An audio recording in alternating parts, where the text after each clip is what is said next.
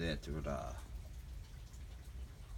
Nis, Net, Neb, Akaheparat, 4 is Anket Kaheparu, 5 is at Aminti. So let's look at these registers. We are at the Aminti here in the Gulf of Mexico. Ancient TOT hurricane, right? The ceremonial symbols. The Aminti. 6 is the Metchet Mu Nepti to Art.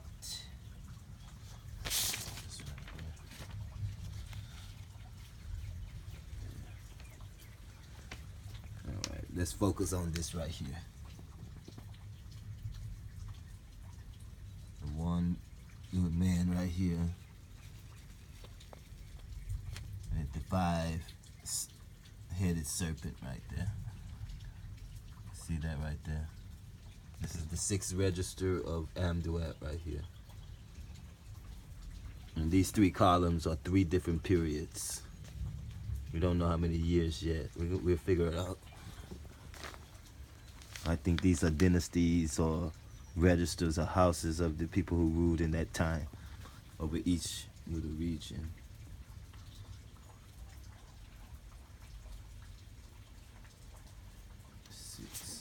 We're gonna come back to that. The 7th one is called the p3a.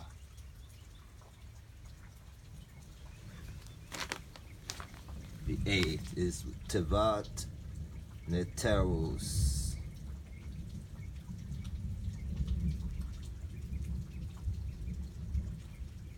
And 3 different time periods, right? The 9th. Called Best Aru Anket Keheparu.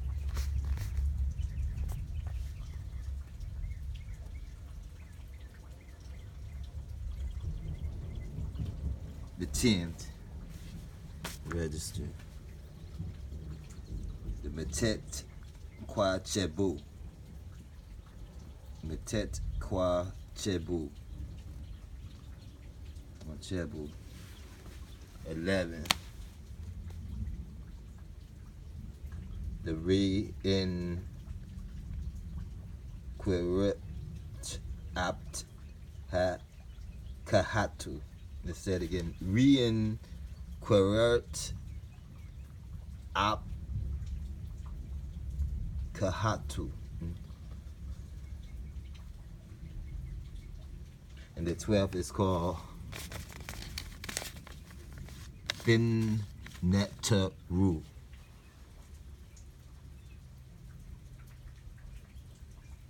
And this is where the road ends, right here. And this is a translation, but the deity ends with the erect penis at the end of the duet. All of the different registers.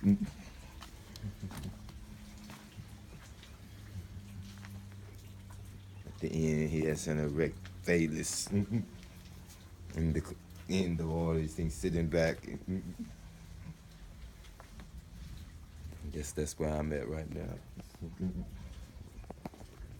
The history books. Calling everything that has happened. Asian. Egyptian. Pre-Columbian. In America, you know.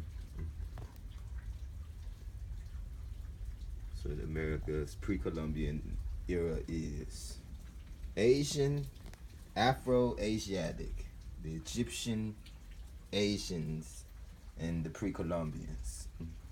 It's the mixture of Egypt and Asia. That's the pre-Columbians. See how they're black, they're red, they're gold. Burnished bronze people. Those are like the 4 different skin textures. The black, red, burnished bronze, or gold figures. Non-white people. None of them were white. None of them were lily white. So I mean, if the Jesus during the time of Christ, these people were there flourishing. All of Jerusalem and the Holy Land was the Bar Kokhba revolt, and all those things were being mass annihilated. And the Jews were being destroyed in Rome. So during the Roman period. So I mean, but the pre-Columbian era of America, they are flourishing here. The last of the Egyptian people found this place.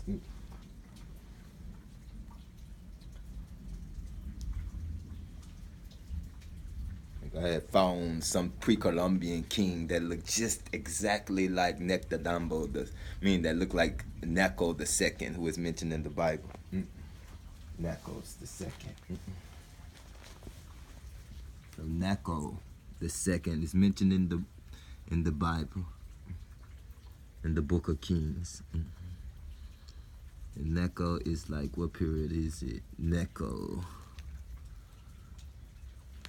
the Seti period, 610 to 595 BC. It's a Necho, King Necho.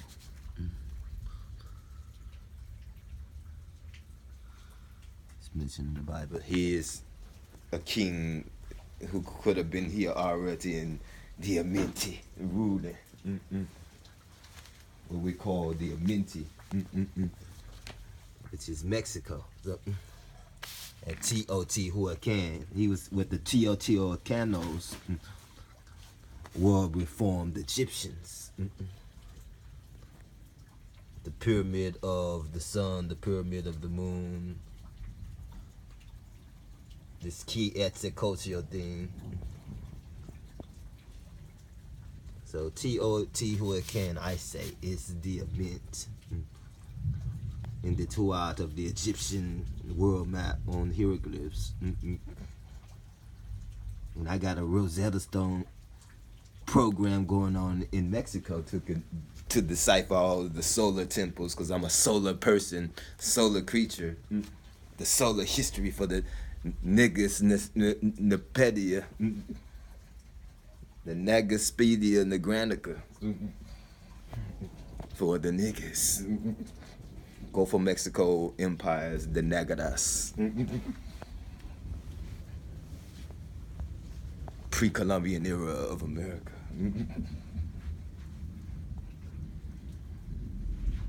Holes of Amenti. This is the whole of records. We got the pre-Columbian era of America in our history. In a balance. This is the person who knows these things. This is the beholder. This is the oracle of Teotihuacan at the pyramid of the sun, pyramid of the moon, right? So, Tenochtitlan, the crown, Royale. These ancient ruins that they plundered and spoiled and stole all the gold of El Dorado. Dorado gold from the land of Egypt, right? Teotihuacan. These are the things I think about every day. The last of my people who to know the truth about us. Don't live under European colonialism. In the United States, they don't understand this. They don't even know what they're looking at yet. They don't know what they're facing. So I'm trying to explain to them what these things mean before they try to come up against it and be severely,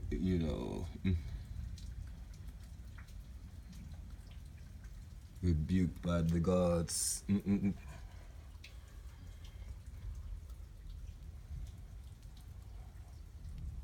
From the land of Egypt. The halls of Amenti, which is in Mexico. The Amexa. The Olmecs. This is the Olmec Center for the Toltecs. Toltecs, Olmecs is the great peoples. The pre-Columbian era of America. So let's explain to you The Phoenicians are linked to the Olmecs. 1,000 to 850 years before Christ, they were here. Now, this statue is obviously an Afro-Asiatic looking person. So, with a helmet on in Mexico. And this is an Egyptian book right here called Ancient Egypt, Discovering Its Splendors. And the Olmecs are mentioned in the book as well. The Phoenicians building trading colonies such as Carthage and Cadiz around the Mediterranean.